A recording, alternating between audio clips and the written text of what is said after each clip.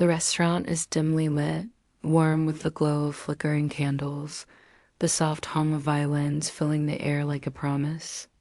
Emily, dressed in a flowing navy blue dress, sits across from Ryan with anticipation practically radiating off her. For weeks, she has replayed this night in her mind, the perfect setting, the man she's loved for years, and the ring she's sure will finally make their future official. Her manicured fingers trace the rim of her wine glass nervously, her lips curved in a hopeful smile. Every little detail feels orchestrated by fate: the reserved table by the window, the bouquet of lily waiting in a vase at home, even the way Ryan chose his crisp suit. She imagines him lowering to one knee, her saying yes through tears, their laughter echoing over the clinking glasses of nearby diners. But the magic she built in her head begins to tremble under the weight of something subtle yet undeniable. Ryan's eyes aren't lingering on her. Instead, his phone, face down on the white tablecloth, vibrates again and again, a silent intruder in their supposedly intimate night. At first, Emily dismisses it. Work always follows him, and she has trained herself to be patient. Yet tonight is supposed to be different. Tonight is supposed to be about them. When she looks up to find Ryan half smiling at the glow of the screen instead of the woman across from him, the cracks in her perfect picture begin to spread. Emily tries to hold on to the moment, tries to laugh lightly as she asks him if it's the office being clingy again. Ryan brushes it off with practiced ease, his tone flat, insisting it's nothing she needs to worry about. But something in his voice feels wrong, rehearsed, like a line delivered too many times. She wants to believe him. She has always believed him. So she sips her wine and hides her unease behind the glass. Then it happens. He leans down to check another buzzing notification, and for a split second, the screen tilts just enough for Emily to catch a glimpse. Her heart stutters. The name glowing on the screen is one she knows better than her own, Sophia, her best friend, the girl who has been by her side since childhood sleepovers, whispered secrets, and promises of never betraying each other. Sophia, who knows all of Emily's fears, who knows how much Emily has longed for this proposal. A warmth drains out of Emily's body, replaced by something cold and sharp. The restaurant fades around her. The laughter, the violins, even the candlelight feels suddenly hostile. She sits perfectly still, her face frozen in a mask of polite curiosity, but under the table her hand trembles so violently she nearly knocks her glass. She tells herself it could be a misunderstanding, maybe a joke, maybe anything but what it looks like. But the heart emoji doesn't lie, and neither does the glow in Ryan's eyes when he reads it. The realization doesn't crash down all at once. It drips in, slow and suffocating, filling her with dread. For the first time, Emily isn't sure if she's the woman Ryan sees as his forever, or just a placeholder while he reaches for someone else.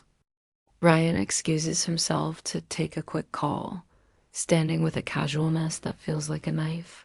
Emily watches him disappear into the hallway, her whole body rigid, her heart pounding in her ears. The table between them suddenly feels cavernous, the single untouched candle flickering in mockery of the intimacy she thought they shared. Alone, Emily grips her napkin, twisting it until the fibers strain, her breath coming uneven as reality claws at her. The betrayal isn't just about Ryan, it's Sophia too, the girl who was supposed to be family, the one person she never imagined standing on the other side of her heartbreak. In that moment, Emily feels the devastating weight of invisibility, as if she's been living in someone else's shadow without realizing it. And now that shadow has a name and a heartbeat, Sophia's. When Ryan returns, his smile is smooth, his demeanor easy, as though the call meant nothing, as though Emily hasn't just glimpsed the unraveling of her future. He picks up his fork, resumes eating, and looks at her with the same casual affection that once reassured her but now feels foreign, false. Emily forces her lips into a smile, a mask she hopes will hold until she can escape. But the camera lingers on her eyes, wide and burning, a storm of love, fear, and betrayal barely contained. The audience sees it. The dinner that began as the night she thought she'd be chosen has turned into the night she realizes she never was. The scene cuts to black, leaving the question unspoken but heavy. How long has she been living a lie? Emily grew up in a home where love was measured in achievements, and her older sister, Claire, was always the one collecting medals. Claire had the highest grades, the scholarships, the glowing praise from teachers and neighbors alike. Their parents, though not intentionally cruel, invested all their energy into celebrating Claire's milestones, while Emily became the silent, dependable presence in the background. She was the one who quietly did the dishes after family dinners, who stayed home when Claire was taken to award ceremonies, who held things together without ever demanding recognition. Over time, Emily learned to survive on invisibility. She became the steady one, the caretaker, the fixer of small crises because no one else noticed when things were falling apart. Yet the absence of acknowledgement carved something deep in her, a hollow sense of being second best. She craved to be chosen not for what she could handle, not for her reliability, but for who she truly was. That longing made her heart softer, her patience longer, and her loyalty uncheckable. But beneath her calm exterior, Emily carried an ache she never spoke aloud. What would it feel like to finally be someone's first choice? When Ryan entered her life, Emily felt seen for the first time. He wasn't like her family. He noticed the small things, the way she tucked her hair behind her ear when nervous, or how her laugh always broke a fraction too late when she was holding back. Their love wasn't fireworks at first, but something steadier, a bond built on years of friendship and slow trust. Ryan gave her what she had always wanted, the sense of being cherished, of not fading into someone else's spotlight. For years, Emily believed she had found her safe place. But as time passed, she noticed changes. Ryan's charm, once directed toward her, began to spread outward, to colleagues, strangers, anyone who offered admiration. He liked being wanted, liked being noticed in ways Emily never sought for herself. His career ambitions grew sharper, his hunger for validation stronger. And when Sophia, Emily's childhood best friend and Ryan's old flame, re-entered their orbit, the cracks widened. Ryan's eyes lit up differently around Sophia, in ways that unsettled Emily. The man who once anchored her now felt like a stranger reaching for something shinier, leaving Emily with the annoying fear that she was becoming what she had always been, a dependable placeholder, not the one who truly stirred his soul. Sophia had always been Emily's opposite, magnetic, daring, the kind of woman who drew attention without effort. Where Emily blended into the background, Sophia turned heads when she entered a room. Their friendship, forged in childhood, was tangled with love and envy, laughter and quiet resentment. Sophia was the one who pushed Emily out of her comfort zone, who made her laugh until her sides hurt, but she was also the one who unintentionally overshadowed her in every social space. Their bond was real but complicated. Sophia was both a sister and a rival, the kind of friend Emily couldn't imagine life without, even if standing beside her meant always feeling smaller. Now, with Sophia back in Ryan's life, Emily feels that old imbalance crashing into her love story. It's not just Ryan's attention slipping away. It's her worst childhood fear repeating itself, losing to someone she loves. Flashbacks to her family only deepen the wound.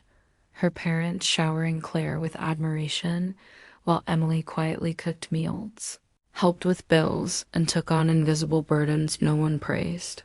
She has always been the second choice, whether as a daughter, a sister, or a woman. And now, faced with Sophia and Ryan, Emily realizes she is once again standing in the shadow of the people she trusted most. It happens late one night, The kind of night when silence feels heavier than usual.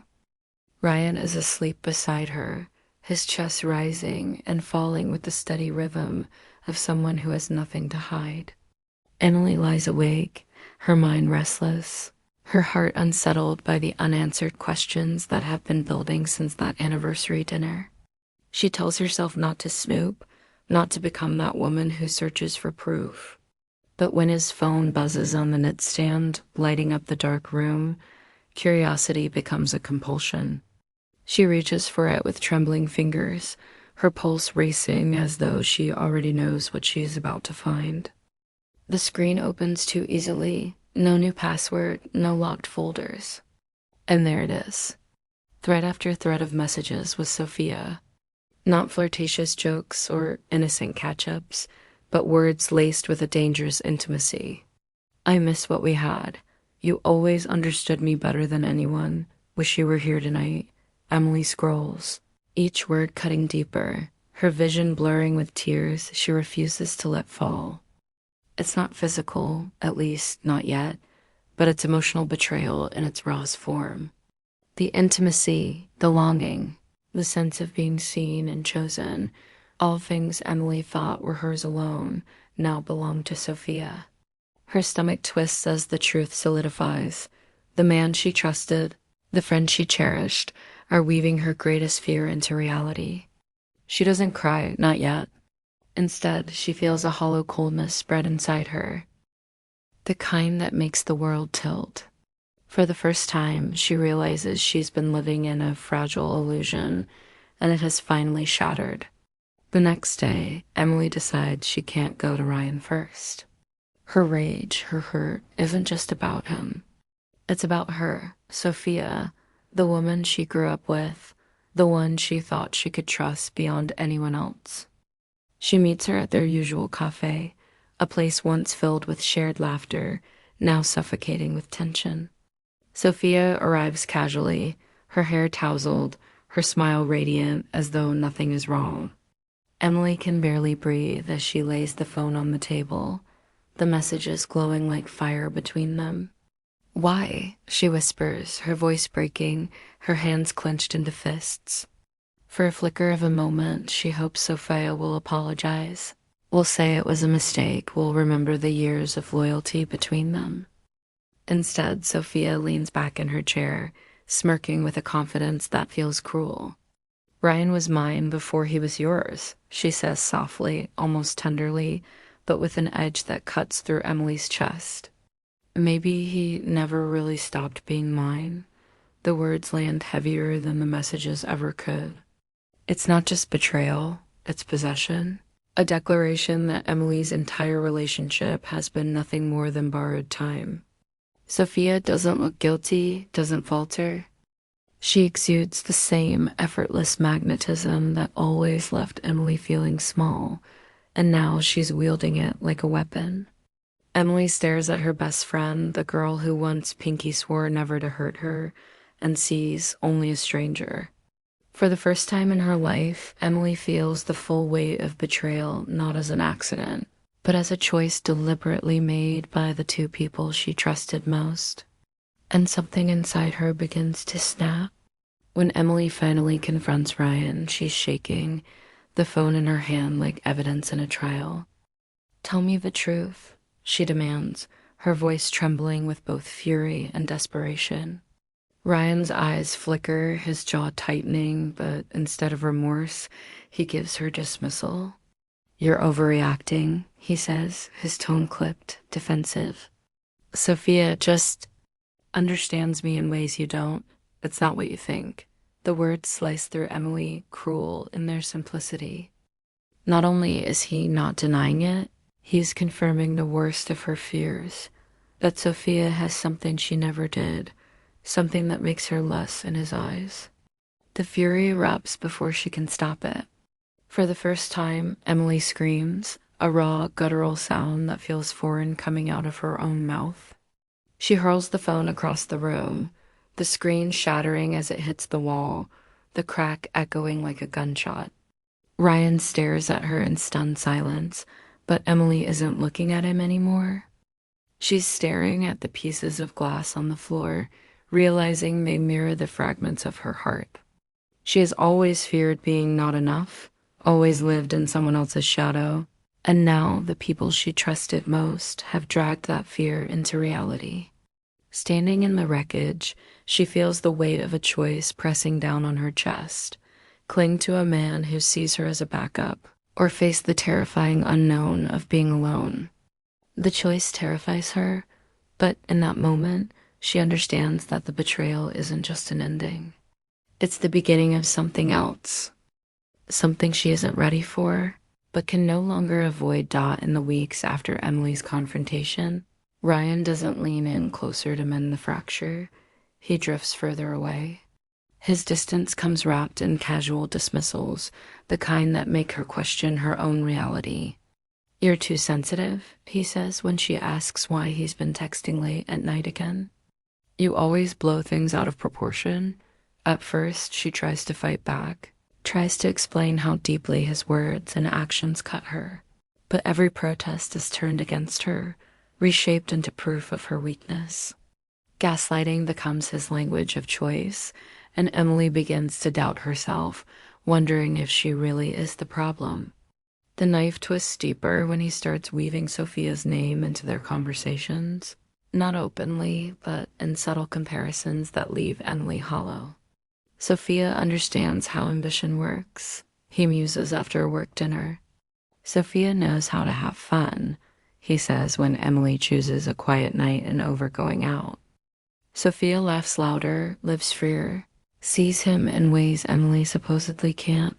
Each mention becomes a ghost at their table, sitting between them, stealing the intimacy that once belonged to her. Emily starts shrinking in her own home, her voice quieter, her presence smaller, as if dimming herself might stop him from looking elsewhere.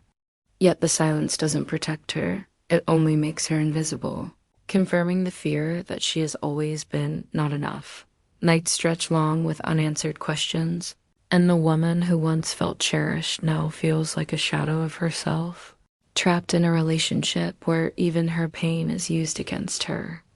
The wound deepens when Emily's family hosts Claire's engagement party, a lavish affair glittering with champagne flutes, white roses, and laughter that seems to echo her failures back at her. Claire, radiant and perfect, glides through the room in a diamond-studded gown, her fiancé proudly at her side. Relatives crowd around her, showering her with praise, their voices bubbling with excitement. She's always been destined for this. What a perfect match. Emily lingers at the edges of conversations, her smile stretched thin, clutching a glass of wine that grows warmer in her hand. Every word of celebration feels like a spotlight exposing her emptiness. Her mother leans in at one point, adjusting Emily's hair as if tidying up her flaws, and whispers, "If only you were more like Claire."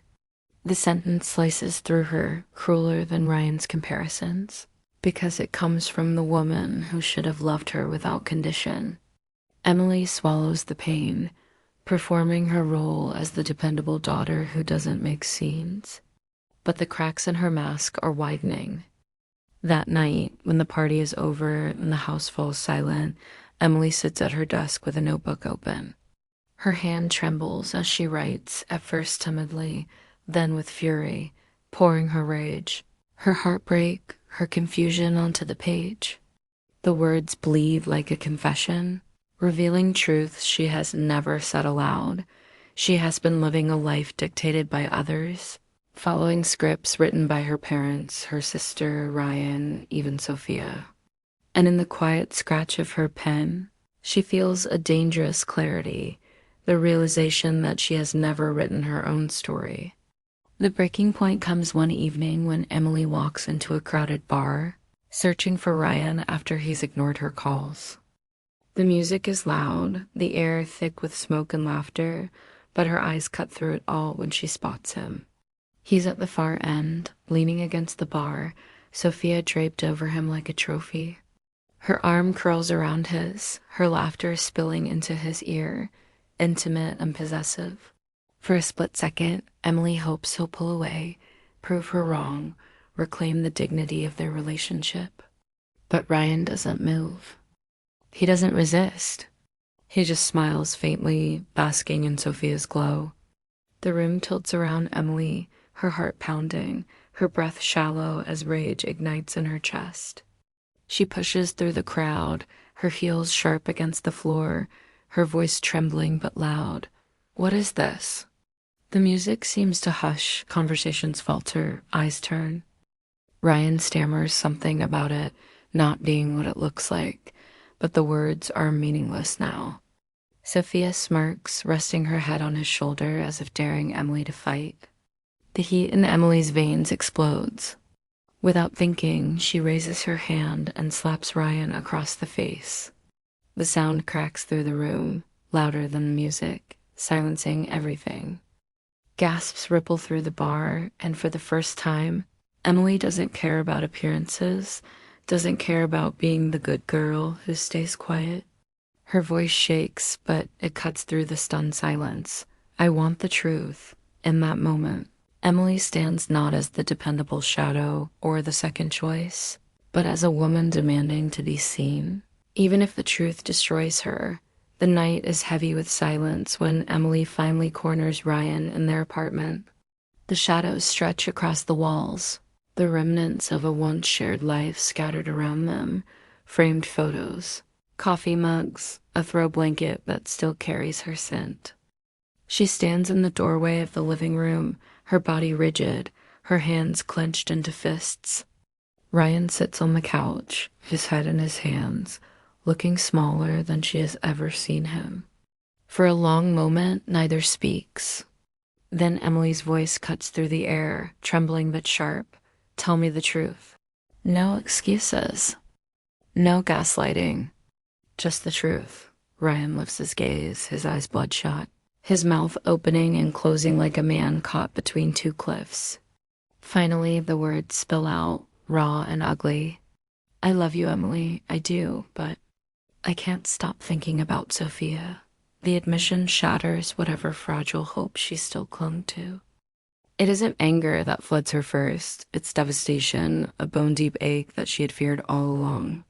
The man she built her future around, the man who once promised to see her when no one else did, is confessing that his heart is divided. Emily feels as if the ground beneath her has been ripped away. Yet even in her breaking, something steadier begins to stir. The truth, cruel as it is, has finally been spoken. And now there's no more pretending. As if Ryan's confession weren't enough, the doorbell rings and fate twists the knife deeper. Sophia steps inside, uninvited but bold, her presence filling the room like a storm. She doesn't look guilty, doesn't look conflicted. Instead, she looks triumphant, her eyes glittering with something darker than desire. Emily demands answers, her voice hoarse, her heart still bleeding from Ryan's words. But Sophia doesn't hesitate. She smirks, tilting her head, her tone dripping with mockery. You really thought I wanted him? Please. I didn't want Ryan. I just wanted to prove I could still take him. She lets out a laugh that echoes cruelly in the small space. You were always second best, Emily. To your sister, to me, to everyone. Face it, you don't win. You never have. The words cut deeper than any blade. They strike at the core of Emily's oldest wounds, the ones formed in childhood, the ones Ryan's betrayal only confirmed. For a moment, Emily feels the crushing weight of it all pressing down, years of being overlooked, dismissed, replaced. Her knees threaten to buckle, her breath sharp and shallow. But then something inside her shifts. Sophia's cruelty, instead of breaking her, ignites her. For the first time, Emily sees the truth clearly. She has been measuring her worth against people who never deserved to define her. Sophia's laughter doesn't diminish her, it exposes Sophia's own emptiness. And suddenly, Emily is no longer the shadow. She is fire. The rage that Emily has buried for years erupts like a dam breaking. She screams, her voice raw, shaking the walls with a fury she never thought she possessed. She points to the door, her finger trembling not with fear, but with power. Get out, she spits at Sophia, each syllable sharp as glass. When Sophia hesitates, smirk faltering, Emily steps forward and hurls the words like weapons. You don't get to stand in my home and tell me who I am. Not anymore. Sophia's face hardens, but she turns and leaves, her laughter gone, replaced by silence. Emily then turns to Ryan, who is on his knees, tears streaking his face. Emily, please, he begs, clutching at her hands. I'll change. I'll fix it. Don't leave me. I need you. His voice is desperate, broken, the image of a man stripped bare. For years, Emily would have folded, would have clung to the hope that love could heal betrayal. But not tonight. Her face hardens, her eyes clear. She pulls her hands free, her voice steady, fierce. You chose her the moment you let me doubt myself. You don't get to have me as your backup plan. The finality of her words hangs in the air, heavy and irrevocable. Ryan sobs, his body shaking as he begs again, but Emily no longer sees the man who saved her once. She sees the man who broke her. For the first time, she feels something stronger than fear, freedom. And in that freedom, she understands that she deserves more than love that makes her small. She deserves to be chosen without condition, and she will never settle for less again. The apartment is eerily quiet as Emily folds her clothes into a suitcase, the zipper rasping like a soundtrack to her liberation. Her hands tremble, but not from fear, from the sheer weight of what she is finally doing. For years, she stayed because she thought she couldn't survive without Ryan, because she believed love meant endurance. Tonight, she understands love without respect isn't love at all. It's a cage. She moves methodically, packing only what belongs to her, leaving behind the life she built around his needs. The engagement ring, once a symbol she dreamed of, now sits cold and lifeless on the kitchen table. She pauses for only a heartbeat, staring at it, and then turns away without tears. The Emily of before would have collapsed in sobs, would have begged for reassurance. But this Emily, the one forged in betrayal and fire, knows crying won't change anything. She shoulders her bag, glances one last time at the home that no longer feels like hers, and walks out the door. The sound of it closing behind her doesn't echo with loss. It reverberates with freedom. In that single act of leaving, she breaks chains that had bound her for years. And though her future is uncertain, it is finally hers to shape. Emily's new apartment is small, just a single-room studio with chipped paint and squeaky floors, but it feels like a sanctuary. The first night, she lies awake on her mattress on the floor, listening to the city outside, and instead of loneliness, she feels possibility. She signs up for art classes, something she always wanted but never had time for because her life revolved around others' needs. With charcoal smudges on her fingers and canvases propped against the wall, she rediscovers joy in creating something that belongs only to her. Slowly, she picks up freelance work, projects that let her use her skills, that reward her not for being dependable or quiet, but for her talent. For the first time, she hears her own voice without it being drowned out by Ryan, Sophia, or her parents. Then, one afternoon, Claire shows up at her door.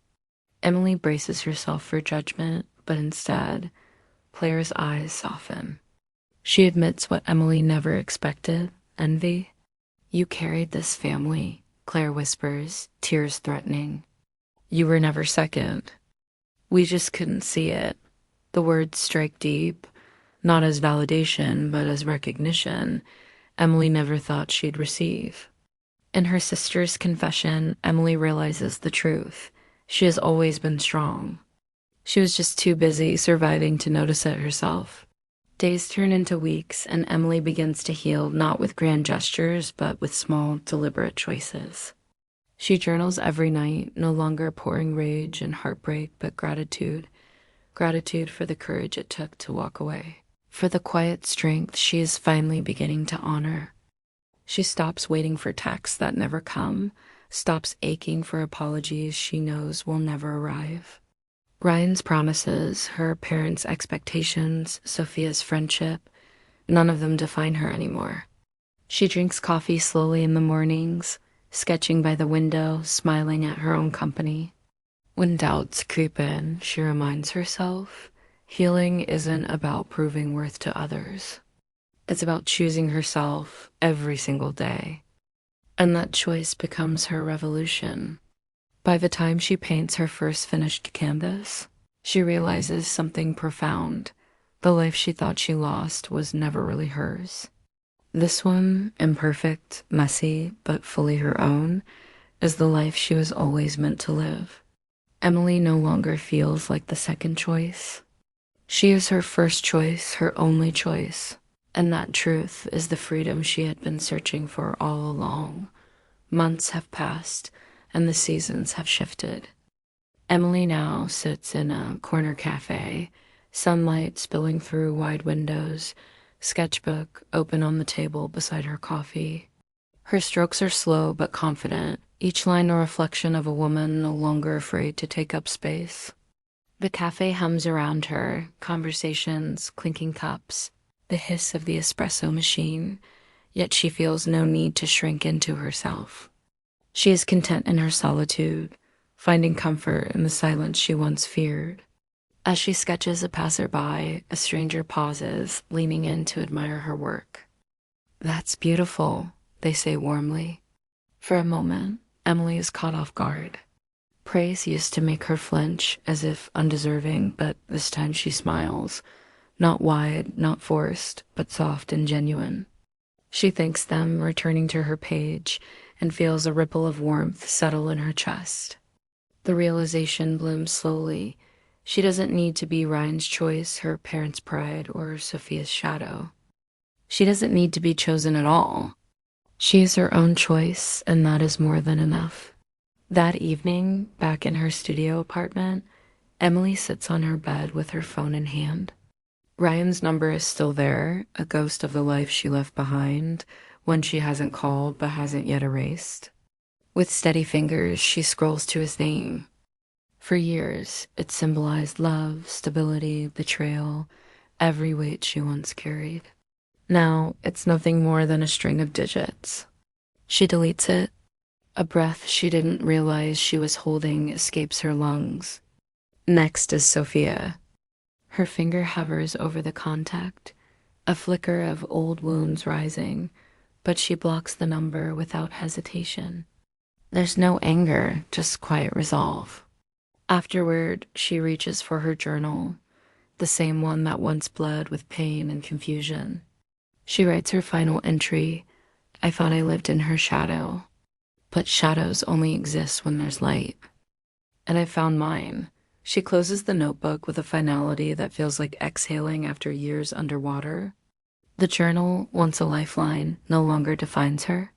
She no longer needs to process through their voices. She has found her own. The next morning, Emily leaves the cafe where she now spends her afternoon sketching, her bag slung over her shoulder, her face tilted toward the light. The sky is split by clouds, gray and heavy, but in that moment the sun breaks through, warm and steady against her skin. She pauses, closes her eyes, and breathes it in, not triumphant, not victorious, but free. Healing hasn't erased the scars, but it has turned them into markers of survival. She knows the road ahead will have lonely nights, quiet doubts, and moments of ache. But she also knows she will face them standing, not shrinking. She doesn't rush down the street. She walks with measured steps, steady, grounded, each one belonging to her. The city bustles, unaware of her transformation, but Emily feels it in every fiber of her being. For the first time in years, she isn't trying to reach anyone else's finish line. She isn't trying to prove or to earn or to hold together what was always meant to break. She simply walks, carrying nothing but her sketchbook and her own light. And in that still, simple image, Emily is free.